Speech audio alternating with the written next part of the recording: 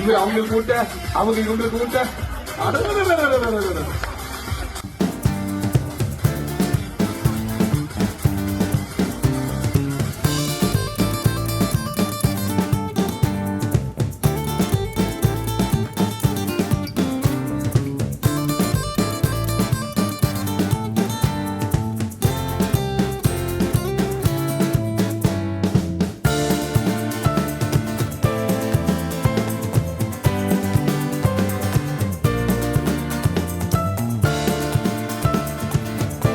Big pass மூலமா பிரபலமான எஃப்ஜேக்கு பிறந்தநாள் கொண்டாடியிருக்காங்க.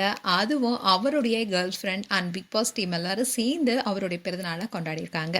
பிக் பாஸ் நிகழ்ச்சி ரீசெண்டாக தான் முடிஞ்சுது. இதில் திவ்யா கணேஷ் தான் டைட்டில் வின் பண்ணாங்க. இதை தொடர்ந்து ரன்னராக சபரி தான் வந்திருந்தாரு.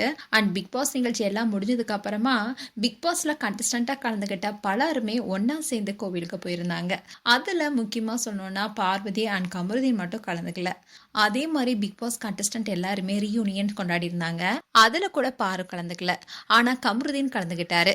இப்படி பிக் பாஸ் கண்டஸ்டன்ஸ் எல்லாருமே ஒன்னா சேர்ற இடத்துல கமருதீன் கலந்துகிட்டாலும் பல இடங்கள்ல விஜய் பார்வதி கலந்து கொள்வதில்லை.